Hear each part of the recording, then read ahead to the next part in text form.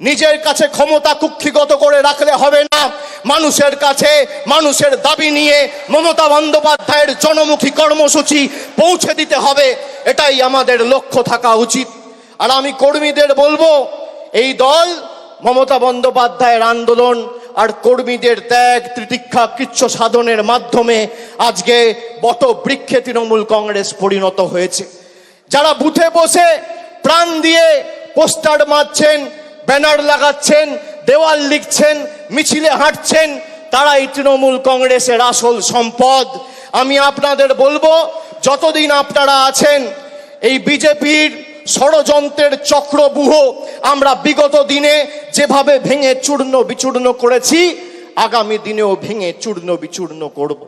অনেকে সস্তায় খালি সংবাদ মাধ্যমে টিকে থাকবেন বলে দলের শৃঙ্খলা না মেনে অনেক কথা বলছেন, এগুলো করবেন না।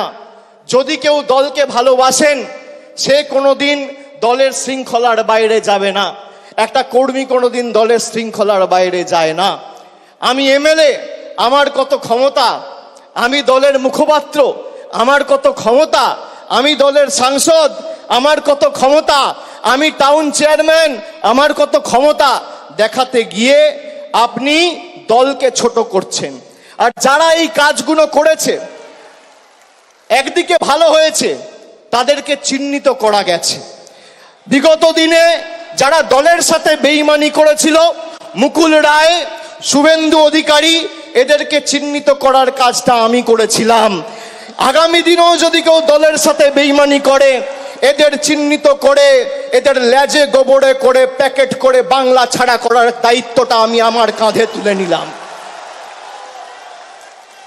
বাজারে রটিয়ে দেওয়া হচ্ছে অভিষেক বন্দ্যোপাধ্যায় বিজেপিতে যাবে। আরে আমার গলা কেটে দিলে কাটা গলা থেকে মমতা ব্যানার্জি জিন্দাবাদ বেরোবে। আমি বেঈমান নই। বাজারে ছড়িয়ে দেওয়া হচ্ছে নতুন দল আসছে, বিজেপির হাতে কলকে আর তামাক খেয়ে কয়েকটা সংবাদ মাধ্যম আর দু চারটে সাংবাদিক এই কাজটা করছে। আমি তাদের নাম করে এই সবার পরিবেশ নষ্ট করব না। আর খবরে যা দেখবেন, আমি আপনাকে বলছি 100তে 100টাই মিথ্যে। কোনো খবরের কথায় বিশ্বাস করবেন না।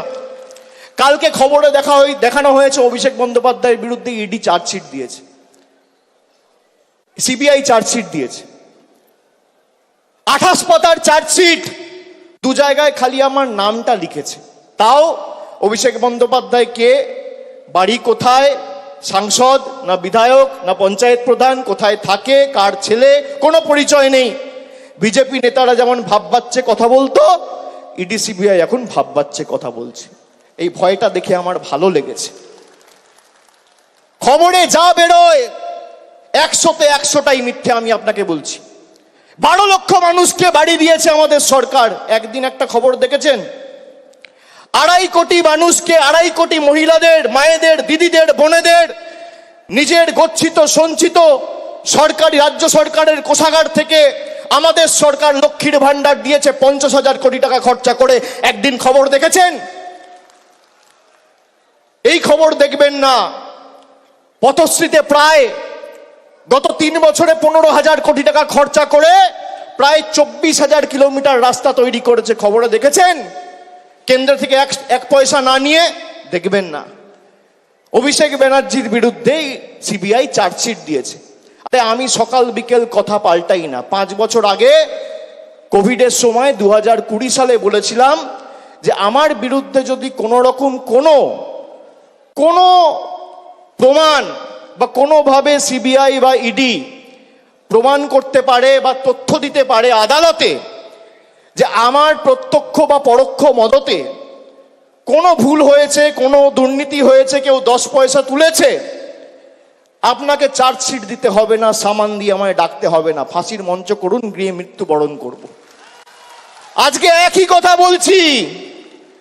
আপনার কাছে প্রমাণ থাকলে প্রমাণ দেবেন। আমাকে তো সিবিআই ডেকেছিল, নবজোয়ারে যখন গেছিলাম, যাত্রা বন্ধ করে এসেছি একদিনের জন্য। সিবিআই দপ্তরে গেছি, 10 ঘন্টা জিজ্ঞাসাবাদ করেছে। তারপরের দিন আবার বাঁকুড়ায় গিয়ে নবজোয়ার শুরু করেছি। কাঁচকলা। আপনি কি ভাবছেন ধমকে চমকে দমিয়ে রাখবেন? আমি অন্য ধাতুতে তৈরি। আপনি যত প্রহার করবেন, যত আঘাত করবেন, মানুষের কাছে যাব মাথা নত করে সমর্থন চাইবো। আপনাদের কাছে আত্মসমর্পণ বশ্যতা স্বীকার করার পাত্র অভিষেক বন্দ্যোপাধ্যায় নয়। আমরা সবাই এসছি আমাদের নেত্রীর কাছ থেকে তার নির্দেশ নিয়ে আগামী দিন এলাকায় ফিরে গিয়ে কাজ শুরু করার লক্ষ্যে। খুব সম্ভবত 3 তারিখ থেকে উচ্চ মাধ্যমিক পরীক্ষা রয়েছে। উচ্চ মাধ্যমিক শেষ হওয়ার পরে আমাদের হাতে বেশি সময় নেই। অনেকে ভাবছেন 1 বছর সময় রয়েছে এখনো, তারপর নির্বাচন হবে। 1 বছরের মধ্যে 2 মাস 3 মাস বর্ষা রয়েছে, তার মধ্যে 15 দিন পরীক্ষা রয়েছে, 2 মাস কালী পুজো, দুর্গা পুজো, দেখতে গেলে হাতে 4-5 মাসের বেশি সময় নেই। এখন থেকে মাঠে নামুন, রাস্তায় থাকুন, অতন্দ্র প্রহরীর মতো বাংলাকে আগলে রাখুন। যেখানে দরকার হবে আপনারা যে পাড়ায় যেতে বলবেন, যে বুথে ঢুকতে বলবেন, আগামী দিনে আমি যাব, কথা দিয়ে যাচ্ছি। কিন্তু লড়াইটা নিজের কাঁধে তুলে নিয়ে 214 থেকে একটা আসন হলেও আমাদের বাড়াতে হবে। 2026-এ আমাদের লক্ষ্য যে কটা আবর্জনা বিজেপির, ওই 70-75টা তো জিতেছিল, তার মধ্যে 10 জন চলেই এসছে। আর নির্বাচন হয়েছে সেখানেও তৃণমূল কংগ্রেস জিতেছে। নির্বাচন যখনই হয়েছে, যারা বিজেপি থেকে এসে তৃণমূলের প্রার্থী হয়ে নির্বাচনে দাঁড়িয়েছে, মানুষ তাদের দুহাত তুলে সমর্থন করেছে। আমি আপনাদের অনুরোধ করব, 1 বছর আগামী সবকিছু ভুলে গিয়ে, নিজেদের মধ্যে ভেদাভেদ ভুলে গিয়ে, মানুষের কাছে ঐক্যবদ্ধ হয়ে, মানুষের কাছে গিয়ে সরকারের যে জনমুখী প্রকল্প এবং জনসংযোগ আরো আগামী দিন কিভাবে নিবিড় করে তোলা যায় সেই দিকে নজর দিন। ষড়যন্ত্র করে কোনো লাভ নেই। যারা হোয়াটসঅ্যাপ গ্রুপে রাজনীতি করতে চান, এসব করে কোনো লাভ নেই। মানুষের পাশে দাঁড়িয়ে মানুষের জন্য কাজ করতে হবে। আর যারা চক্রান্ত করবেন তারাই আক্রান্ত হবেন। মানুষের জন্য কাজ করতে গেলে মানুষ কিসে খুশি, মানুষ কিসে অখুশি, কি প্রয়োজন, কোথায় জল যাচ্ছে না, কোথায় কে কন্যাশ্রী পাচ্ছে না, কোথায় কে লক্ষ্মীর ভাণ্ডার পাচ্ছে না, আমাদের সেই কাজগুলো সুনিশ্চিত করতে হবে। এটাই তো বাংলার বৈশিষ্ট্য। নানা ভাষা, নানা মত, নানা পরিধান, বিবিধের মাঝে দেখো মিলন মহান। বৈচিত্র্যের মধ্যে একতা। আমরা বারবার সেই বৈচিত্র্যের মধ্যে একতাকে মূল মন্ত্র এবং পথ চলার পাথেয় করে এই লড়াই লড়েছি। আগামী দিনও লড়ব। 1 চুল 1 ছটাক জমি বিজেপি সিপিএম কংগ্রেসকে ছাড়বো না।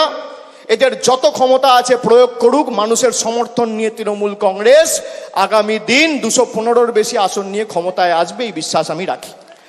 আমি বক্তব্য দীর্ঘায়িত করব না। আপনাদের সকলকে আরেকবার কৃতজ্ঞতা, প্রণাম, অভিনন্দন, শ্রদ্ধা জানিয়ে আমার বক্তব্য শেষ করছি। জয় হিন্দ, বন্দে মাতরম, জয় বাংলা।